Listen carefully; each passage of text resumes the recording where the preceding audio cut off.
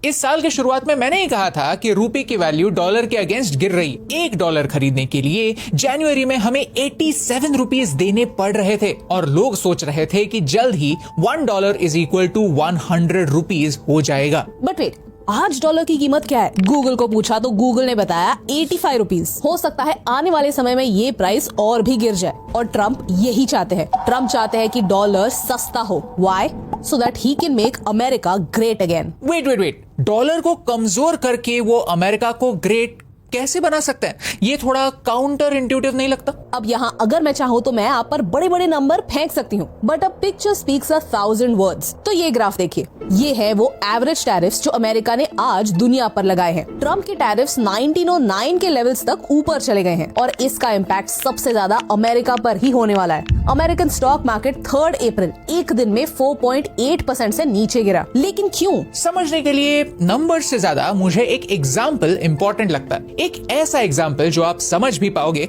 और जिंदगी भर के लिए याद भी रख पाओगे। आपने शार्क टैंक तो देखा होगा। शार्क टैंक यूएसए में जो भी ब्रांड्स आते हैं वो अपने प्रोडक्ट्स कभी भी अमेरिका में नहीं बनाते। क्यों पता? क्योंकि अमेरिकन डॉलर बहुत ज्यादा महंगा है। मतलब क्या है समझते हैं? नाइकी का एग्जांपल लेते हैं। नाइकी है तो एक अमेरिकन कंपनी, लेकिन अगर ये शूज अमेरिका में बनाने हैं तो अमेरिका में एक वर्कर को घंटे के $22 देने पड़ते हैं, वेयरएज इन चाइना उन्हें महीने के $42 देने पड़ते हैं, यानी एक दिन के $2 से भी कम। ऑफ कोर्स ये डेटा काफी पुराना है और एक टाइम हम पाकिस्तान से कश्मीर ला सकते हैं, लेकिन चाइना से रिलायबल डेटा नहीं ला सकते। लेकिन अस्यूम कीजिए कि एक्चुअल वेजेस आज 10 गुना भी बड़े होंगे, फिर भी चाइना में प्रोड्यूस करना अमेरिका में प्रोड्यूस करने से 10 गुना सस्ता है। इसका एक मेन रीजन है $1 American dollar is equal to 7.2 Chinese yuan. यानी कंपनी अमेरिकन ही क्यों ना हो, उन्हें अमेरिका में प्रोडक्ट बनाने से ज्यादा चाइना में जाकर प्रोडक्ट बनाना सस्ता लगता है। प्लस चाइना में ह्यूमन राइट्स तो ना के बराबर है, इसीलिए आईफोन पर भी लिखा होता है design in California but made in China. अब ट्रम्प ने चाइना पर इन टोटल 54% टैरिफ्स लगाए हैं।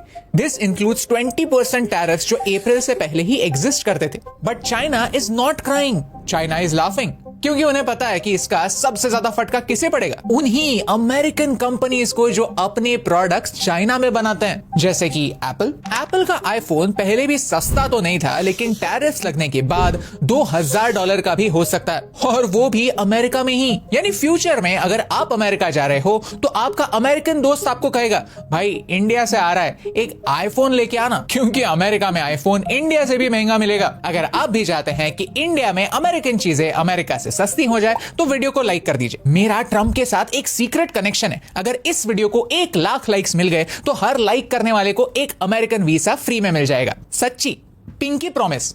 अब आप कन्विंस हो गए या और झूठ बोलूं? ट्रम्प सोचते हैं कि इस मूव की वजह से अमेरिकन कंपनीज के लिए फॉरेन में फैक्ट्रीज खोलना अट्रैक्टिव नहीं रहेगा।